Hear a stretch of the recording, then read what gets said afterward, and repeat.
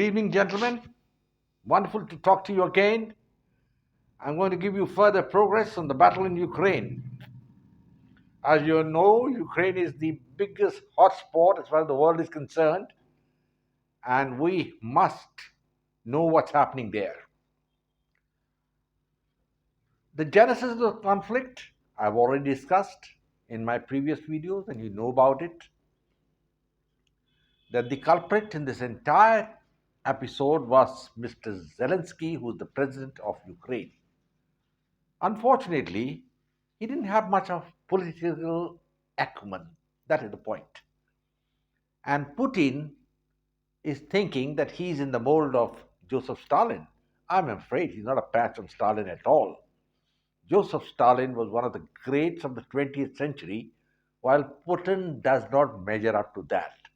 He has committed various mistakes in Ukraine, blunders, and the net result is that the battle after 7 months is still going on, and the Russian army hasn't won the way they should have won. The Russians should have known, and I think Putin knew, and the Russian intelligence would have told Putin that the Western powers are not going to give a walkover to Putin over Ukraine. Least of all, America, which has declared Russia to be the enemy.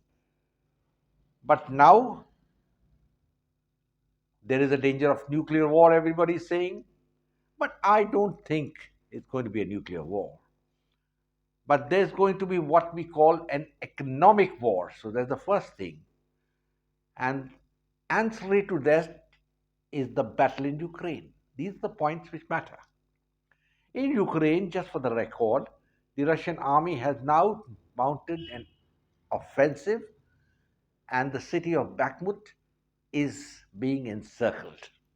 It's not a very big city with a population of about 73,000, but it's a strategically very important city.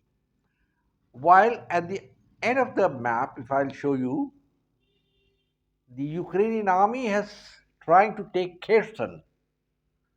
They haven't been able to take it, though the Russians have evacuated a lot of civilians from this place, but the battle is not over and it's anybody's game. Frankly, it will require a crystal gazer to see who's going to win this war. Is it going to be the Russians or the Americans? Because the Ukrainians don't matter. And the day the Americans decide to dump Ukraine, that's all over, bar the shouting. Now, the point at issue is, which I talked about, was the economic war. The West is waging an unprecedented economic war on Russia. They have put in sanctions which they themselves never dreamt of. They have taken the Russians' system out of SWIFT, the international banking system, and they have thought the Russian economy will collapse. But even the World Bank has now revised its estimates of the Russian economy and only shows a contraction of minus 3.5%, which is in the long run is something which Russia can sustain. And Russia is sustaining basically because of China. In China, there have been momentous developments, which I'll discuss later, where President Xi has become or imagines himself to be greater than Mao Zedong. That's another issue. But as far as Ukraine is concerned, the Russians are not having the upper hand the way they would like to have it. They're not able to move forward. That's the crux of the issue. And taking 110 miles, 15 miles here and there has no meaning, because if you remember, if you mount an offensive, then you've got to cover at least 100 miles a day and then go ahead and drive the enemy out. The Russians haven't been able to do it. And neither can the Ukrainians do it.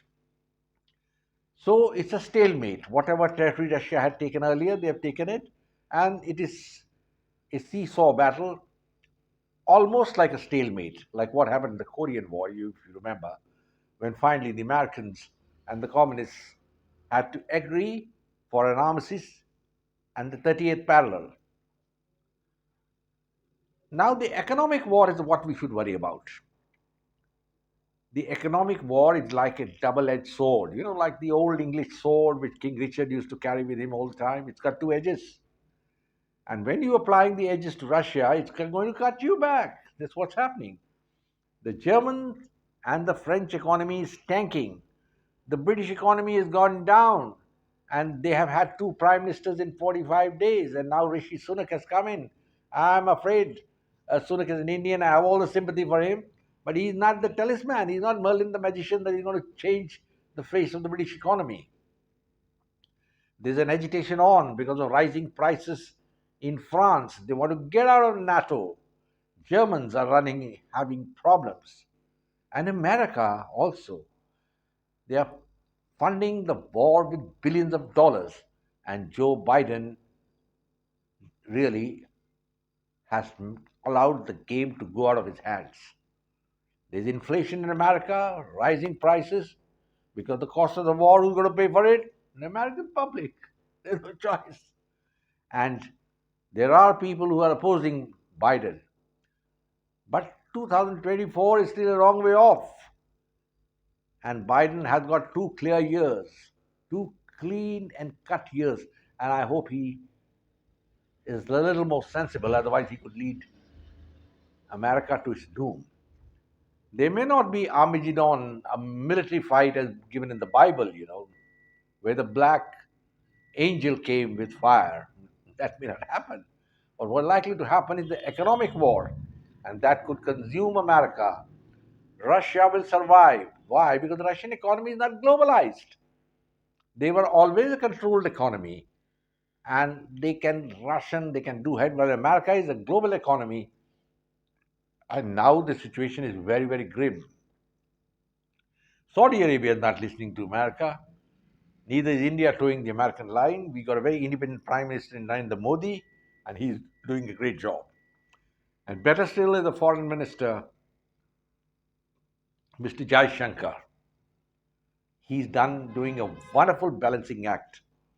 We are neither anti-America nor pro-America, but we are, of course, indebted to the Russians for all they did for us for the last 50 years. Gentlemen, the situation is very grim in Ukraine. I do not know who is going to get the breakthrough.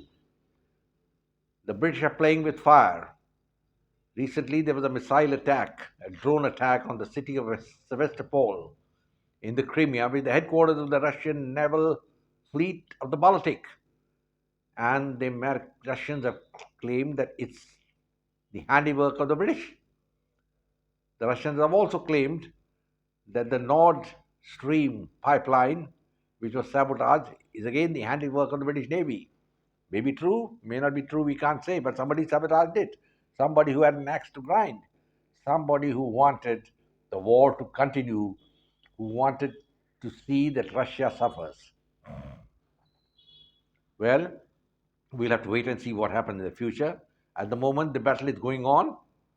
The Russians have not given up, but there is a silver lining for Russia. They are now getting fighters from the Taliban, from Afghanistan, Iran, and these Muslim fighters are devilish, and they are going to fight on the side of the Russians. America, as it is, has declared itself persona non grata in the Middle East by its actions, right from the time when they supported the Shah of Iran. And the Shah had to run away, and then they left him in the lurch and told him, sorry, friend, we're sorry, we can't help you now. So everybody knows America has not helped anybody whom they supported earlier. I wonder when they're going to support Zelensky. Zelensky is pretty sure that he's going to get membership of the NATO, but NATO has said that now all the 30 countries agree Ukraine won't get membership of NATO. Its membership of the EU is also hanging fire. So we are, gentlemen, coming to the end of my lecture today, my talk. The basic point to mention is that the war continues. The Russians have the edge, but they're suffering casualties. There's economic problems in Russia. And the bigger thing is, though the battle, the black angel may not come in Armageddon like in the Bible, but what is likely to happen is an economic war. And who's going to win that economic war is a crucial question. Nobody can forecast what's going to happen. We'll have to wait and see. The economic war is on, and Russia is fighting hard. The Americans are trying, and they are getting a backlash. Let's see what happens. I close now, gentlemen. It's been very nice talking to you. If you like my channels, like it, subscribe, and spread it to your friends. And I will say Jai Hind and goodbye.